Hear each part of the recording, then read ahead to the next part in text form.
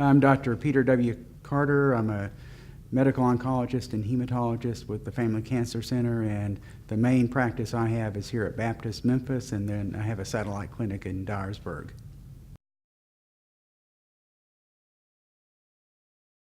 Well, in my experience, usually when I tell patients and families that there's a diagnosis of a cancer, type of cancer, there's a various emotional responses they have, and generally it goes either from disbelief, just complete disbelief and uncertainty, to obvious anxiety, and then sometimes just a measure of shock and depression. But it's sort of a gradual process. Sometimes you don't really pick it up with the initial visit. Sometimes it's not until later we talk about it some more. So usually I tell patients to try and explain it and sort of validate those feelings they have as being completely normal for anybody who has a new diagnosis of cancer. But the best thing I've found is to also, I tell patients, think about all the questions you might have and call me back, or have a lot of questions, a list of questions written out when you come back to the clinic so we can review them. And that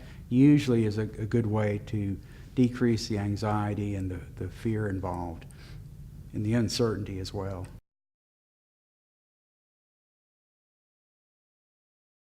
Really, everyone is different, each individual, and there's different types of cancer and different levels of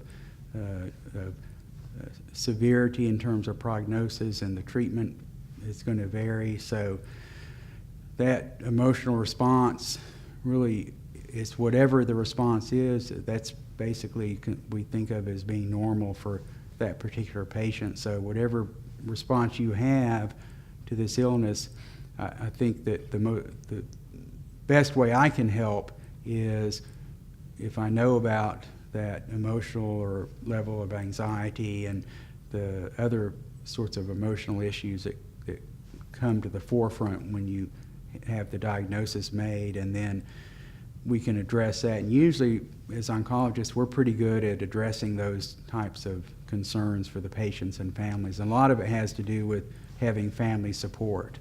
That makes a big difference. So that's pretty much how I look at it in most cases.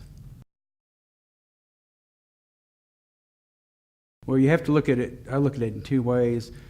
Patients can have a baseline of depression or anxiety they've had chronically for years and years, just unrelated to any kind of illness. And so the cancer diagnosis is not really causing the depression as much, and that might exacerbate it, obviously. But and then there's cases where patients have no history of depression, and so if they do come up with symptoms of depression sometime after the diagnosis, and often you don't know about it until maybe weeks or months later, it makes itself known, and the patient may not recognize it till later. And so we try and tell them up front how the feelings they might come to expect, and to discuss it with me or the other physicians or nurses to say, I'm feeling this way or that way, but it's not unexpected at all. And I think the important thing too to know is that anything, say like depression, that comes up during or after treatment is very, very expected. It's not unusual,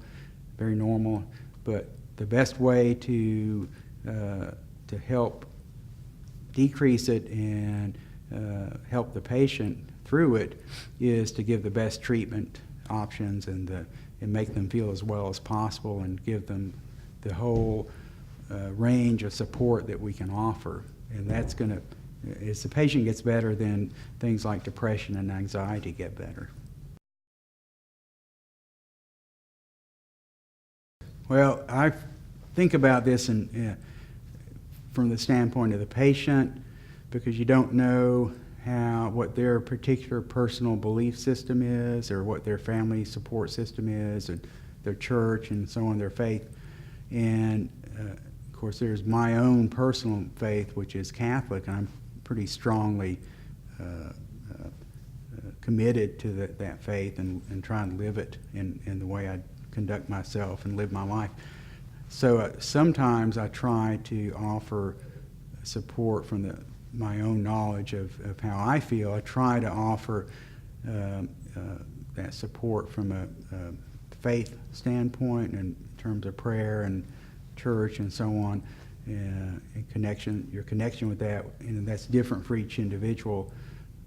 But I would only typically do that if it's already obvious that there may be a similar belief system that I would have, a sort of Christian or Catholic or what have you belief system. So if I know that that's kind of the same way, same philosophy religious philosophy they follow, then it sort of is easy to recommend that the faith and prayer is also that spiritual nourishment is an important part of getting through the illness and then recovering.